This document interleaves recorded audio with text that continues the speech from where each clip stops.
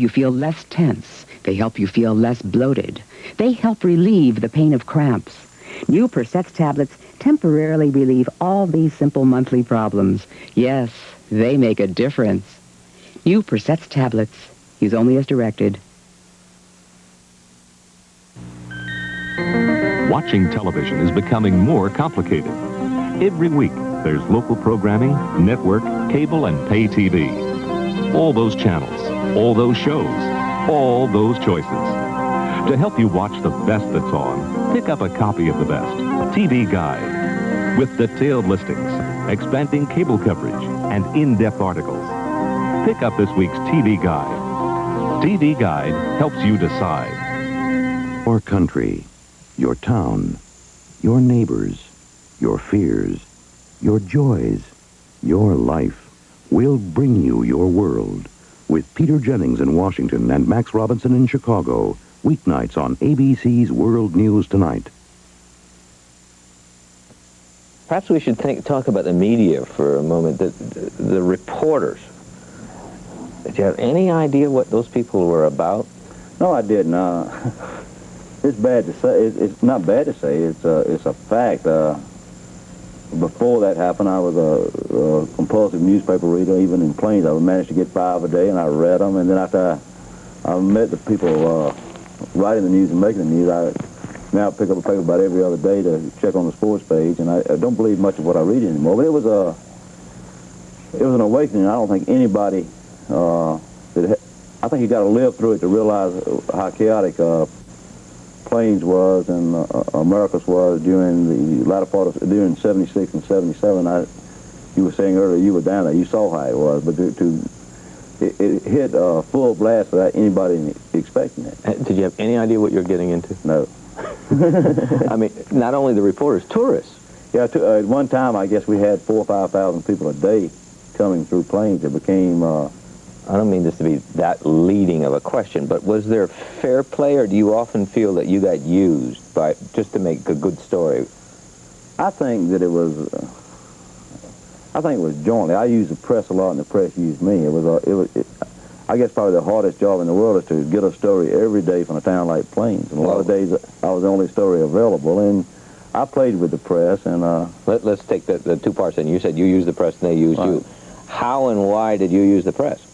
Well, it was something to do. Plains is kind of boring, and I found out real early that they would, that even some of your national figures in the press would believe in damn near anything you told them. And so it was fun. It was fun, and they used me. It was a love-hate relationship between me and the press. I was a good copy, and it went on and on and on, and through the 4 years, it got bitter at times. Still some of my best friends are in the press, I think, and some of your worst enemies. Some of my worst enemies, yeah. It seemed for a while you became the darling of the country, kind of, an iconoclast, right. And here's a guy who tells the truth and says what he thinks. And then suddenly that mood changed, and suddenly from that you became kind of the buffoon, Do you have any sense when you're in the middle of a storm like that, what's going on, how you're perceived? Yeah, you have some sense. I think it went from one extreme to the other, back to the other side. I think it was a basic. I know it's hard to say when you're living in a fishbowl and you have so many people. What would a day like be? Well, perhaps we can be more graphic. What would happen when you get up in the morning, and were the phones ringing? Were reporters after you? What would go on? Well, during that time, of course, I was living. I'd go down the station. The tourists would be there. The reporters would be there. What have you. The phones, which I had to have all my phones unlisted, and I wouldn't even give my kids the numbers to call in. I'm afraid they'd get out for a while. But it was just the start of just one hectic day after another, just tremendously hectic. Trying to run a business, trying to run a town, trying to keep everybody, the townspeople, the press, and everybody, and the tourists trying to get some order there. And I finally, as I said later on, I finally basically gave up and moved out of town. And did you start drinking under this pressure? No, I was drinking long before then. I was drinking heavy long before then, and during this pressure, I don't think I drank anymore. I drank more and more after I left the warehouse, after I went on the speaker circuit, what have you. I started drinking heavier and heavier, and then as everybody knows, I was probably the most public drunk in the United States at that time, and I went off for treatment in '79 and haven't had a drink since then. But it wasn't, I don't, looking back, I don't blame Jimmy being elected president for my drinking problem at all. I think I always had a drinking problem. I just think a lot more people knew about it, with the exception of me after he was elected. As you remember, at one point, when you went in for treatments, some in the press were saying, he's going to treatment to duck investigations. Yeah. Was that just ridiculous? That was ridiculous. How bad were you drinking? I mean, you were really a genuine... I was really a genuine drunk. There was no ifs and ands and buts about it. And I was drinking a tremendous amount. It was, 2 fifths a day wasn't anything extraordinary. I don't say I drank it every day, but I drank it on a lot of days, drinking all my waking hours and not sleeping much. 2 fifths a day? Yeah, more, probably, at times. But it was... the idea is that Billy was always drinking beer, the Billy beer. Yeah, well, I drank a lot of beer, but I drank a lot more hard liquor than I did beer. It's amazing you held up as well as you did if you're drinking 2 fifths of it. Well, I was, I guess you might say, a fairly controlled drunk. I did, I probably operated at a level of alcohol that most people would pass out on. I just built up my tolerance kept getting greater and greater on alcohol, which a lot of people had done, but mine did. And then when I went off for treatment, we get back to what you said about the press, and I went off to avoid investigations. At that time, I really had no investigations going on. They all hit while I was in Long Beach. In fact, when I came back, they tried to hit me with, they tried to serve subpoenas as soon as I got back from Long Beach, which they were served about 10 days later. And then I started one investigation after another. You must have spent a fortune just hiring lawyers. Well, I did. I had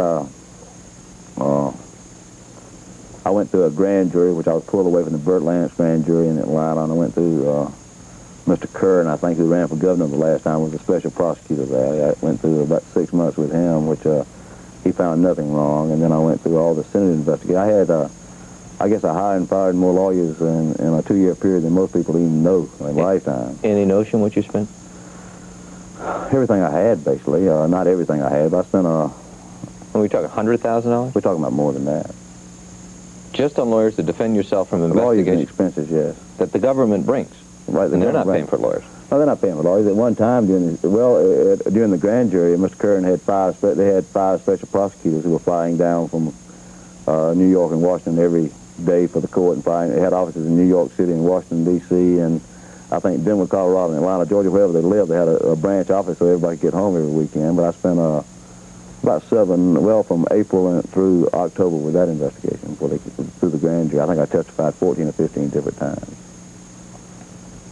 And in the Senate investigation, of course, the Senate had 93 special staff members on their investigation. I mean, later on. Perhaps in hindsight, looking back on you, that really, do you feel that if you had it to do over, was the Libyan involvement really just dumb? No, I don't think it was dumb. If I had it to do over again, I would probably do it again. But I don't know. And as I said, hindsight ain't worth a damn. I don't apologize for anything I did. I still have the Libyan thing, from my point of view, wasn't dumb. I just didn't know the people that would think it was so dumb. It was. Whether I do it again or not would take a lot of thinking. I think I would probably visit Libya again. Whether I get in as hard involved as I did, but I still have friends in Libya. I think Mr. Shahadi, who I still consider a friend of mine, Dr. El Huderi, and after all, you needed money. You were trying to. Well, my first connection with the Libyans was not for money. It was just I went over with a group of state legislators from Georgia on a fact-finding industry finding tour, and then later on, after the Libyans came to the United States, when the press got so hot on the Libyans, after that I did need money. All sources of income were basically closed down then. And then I went through I got the money when I was going through some of my investigations. But I did need money at that time. What you eating, Mr. Clubman? Steak-umm sandwich. What's steak-umm? What's steak-umm? Back in Philadelphia, where I come from, everybody eats these kinds of sandwich steaks. Thin, tender slices of 100% beef. In Philly, we put them on a roll with cheese, onions, just about anything. You ought to try it. Thank you, I will. steak-umm all-beef sandwich steaks. You should try it. She came right out and told me my teeth were yellow from smoking. I didn't want to embarrass him, but he did get the topol. When smoke from one cigarette can leave a stain like this, imagine what a pack a day can do to your teeth.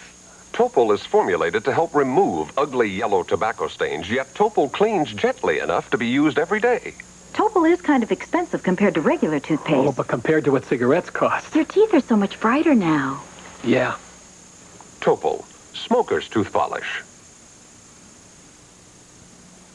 Honey, we're dining out tonight. Tom, I don't feel like it. But I made reservations. You cancel them? If you occasionally suffer from simple monthly tension before monthly pain, try new pursettes tablets. They help you feel less tense. They help you feel less bloated. They help relieve the pain of cramps. New pursettes tablets temporarily relieve all these simple monthly problems. Yes, they make a difference. New pursettes tablets. Use only as directed.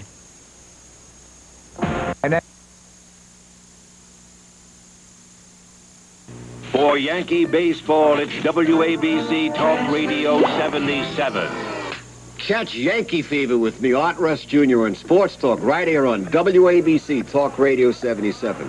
For every hit and pitch, nobody knows more about Yankee baseball than I do. Hey, Art, that's just one exception.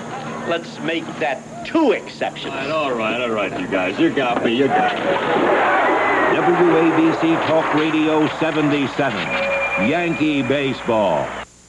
Now, I can't say it seemed that there was a lot of advantage being Jimmy's friend or brother while he was the president. I can't either. A lot of the hangers-on I can see out in the world now. A lot of the hangers-on that were on the outside have made a lot out of it. I don't think anybody that was real close or real loyal have done too well at all. But it's a... Any notion why? Why is it? I don't know. I think... one thing I think the press. I don't think the Washington press or the New York press ever admitted in their mind that a southerner from a small South Georgia town even wore shoes, much less was qualified to be president. And I don't think Jimmy ever had a fair shake with the press from word one. Particularly with the Washington press, I think they take themselves awfully seriously. They take themselves awfully seriously. Washington is probably the phoniest town in the United States. It's a full-time Mardi Gras, but I've seen it time and time again locally and from people that I knew that went to Washington to work and press and ex-congressmen. Nobody ever leaves Washington. Once they get there, they tend to get in the world. They think it's a real world, and they stay there. I find out in West Virginia, and I find out in South Georgia, and I find out in Tennessee that most people really don't give a damn what goes on in Washington. The press there and the people there think their job is the most important thing in the world, which is, I'm sure a lot of it is important, but what's important to most people is what's going on next door and what's going on to them, not what's going on in other parts of the world, other parts of the country. What do you consider the most unfair? As maybe lessons that others can learn as well from your story? I think the most unfair, and I don't want to, with the exception of with the exception of the Sapphires and the Anderson, which I think are probably the two most bogus human beings in the United States, but Jack Anderson and William Sapphire were writing stuff that is completely untrue and whatever. I think the most unfair were reporters that I considered friends and came to my house and actually stayed there and ate with us and then quoted me, the kids, and the dinner table talk, and I thought that was extremely unfair. Somehow that doesn't seem Southern hospitality, huh? It doesn't. I mean, you eat and tell. You eat and tell. Without having told you they were going to. Without having said they were going to tell anything. And we found some of that, not too much, but some of it. I've had a couple of people that have tried to apologize since then, and one of them I basically accepted the apology. But it's been that was the most unfair thing. I learned real early when I was out in public I was open game, which didn't bother me. But when I got in my house and invited people there, I kind of figured it was a closed show. There may be something here said for the better. You got out of the farming and warehouse business, which you subsequently say you really didn't like. Yeah. And you quit drinking. Yeah. Probably neither of those things would have happened if your brother hadn't been president. That's right. Neither one of them would have happened. I wouldn't be working. I wouldn't be in the mobile home business. I wouldn't be working for Scott, which I enjoy every minute of it. And I would have been there till I was 60 years old or 60. If he hadn't been elected president, I felt I would have probably eventually either drank myself to death or had to go off a treatment somewhere. But it hadn't been for the pressure, I don't know whether I would have quit drinking. I mean, or stayed quit. I wonder if anybody in America, given your background level of experience when this all happened, wouldn't have ended up somehow caught up in that thresher of the national media that had to have stories about the brothers and the sisters in the family. I think anybody would have. I think it's a lot. I don't know whether we'll ever see it again. It would be a lot different. A man from New York City or Boston or Cleveland, Ohio, or somewhere running for president, and getting elected, and somebody from Plains, Georgia, which is you've been there. You know, it's just nothing there. It's just there ain't no place to hide. Ain't no place to hide. Ain't no place to hide. I mean, they come find you in your service station. That's right. There ain't no place to hide, and it's you can imagine 200 members of the press in Plains, Georgia, and all I'm trying to get a story out, and all I'm trying to justify an expense account, and all I'm trying to get an article out and see why they're down there and what have you. They got to do something. And you were it. You were something. Yeah, I guess so. Something.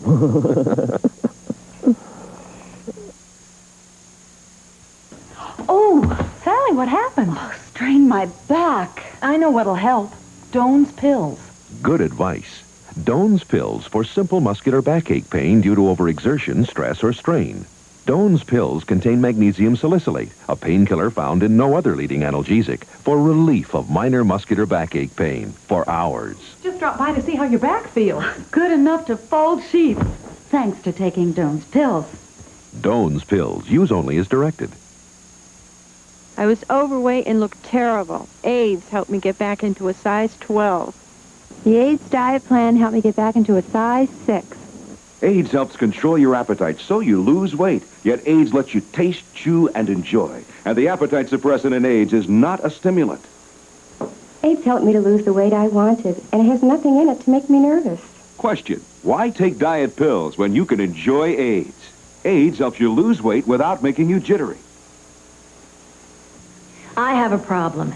My complexion is part dry and part oily, especially between and over my eyes. That's combination skin, and it isn't unusual. Try Cuticura medicated soap. Cuticura? Yes, Cuticura is formulated with cleansers to remove excess oil, with an antibacterial ingredient, with conditioners designed to help dry patches feel soft and smooth. Fights oily skin, fights dry skin too, for a fresh, beautiful complexion. Combination skin problems? Cuticura medicated soap. Use only as directed.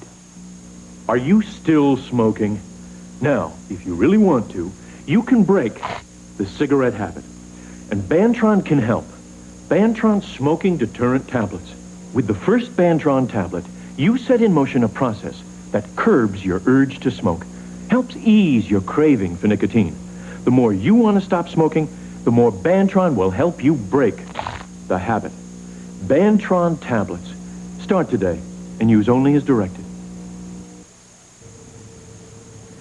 I'm Greg Jackson. On our next program, we'll talk with someone who started out to be a civil engineer, then studied English literature at Oxford. But he made his name as a producer and director of low-budget exploitation pictures. He's made over 200 of them, and he's earned the title King of the B-Movies. On our next edition of One-on-One, Roger Corman. This has been One-on-One, a presentation of ABC News.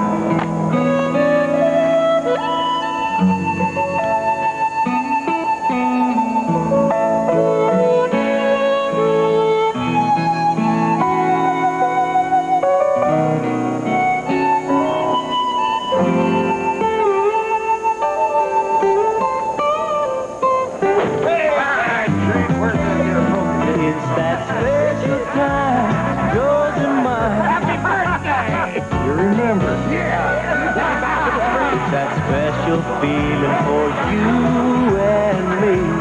It's that special time, yours and mine, good as it can be. It's that special feeling on ABC. Here in reply to a Channel 7 editorial is Congressman Ted Weiss, 17th District, New York. I disagree with WABC TV's editorial support of Westway. After a decade of mishaps, it is time for its supporters to admit that Westway is dead. Let's bury it once and for all. Who needs or wants this Taj Mahal of a highway on the west side of Manhattan? Only a handful of high-rolling financiers and big-buck real estate speculators. How many New Yorkers would really benefit from an 8-lane, 4.2-mile stretch of highway from 42nd Street to the Battery that would cost a total of $4 billion, $1 billion a mile, $5,000 an inch? Most New Yorkers are strap-hangers. A clean, safe ride in new, quiet, air-conditioned subway cars is what most New Yorkers want. A trade-in of the highway for public transportation money would allow for that and a modest highway as well. The governor and the mayor have only until September 1985 to make the right choice. Come on, gentlemen, trade in Westway and do it soon, before New York loses it all, the highway and the trade-in. That was Congressman Ted Weiss, 17th District, New York, speaking in response to a Channel 7 editorial. Sounds good, doesn't it? Actually, it's a faulty and dangerous exhaust system. To be on the safe side, you should have yours checked regularly. I'm your local man from Meineke, and we'll inspect your exhaust system free of charge. And if there's anything wrong, we'll give you a mufflogram, a free written estimate. We'll never sell you more than you need, and we won't start without your approval. And at Meineke, you'll love the price. Gone from $18.93 to $26.95. Visit your local independently owned Meineke shop today. Grandpa, we won! Attaboy. Hey, we really scored Grandma's homemade spaghetti sauce. Nope, it's Prego, a jar sauce. And we struck out. But Prego tastes homemade. Dad, does Prego have all that good stuff Mama puts in? It's in there, see? All natural. Lots of herbs and onions and garlic. Look, it's in there. But homemade taste? It's in there. 100% natural Prego spaghetti sauce. Homemade taste. It's in there. It's a hit. Yeah. This is the connection you've been waiting for. Turn on WPLJ for the best rock, the best jocks, the best music mix, with more of your favorites.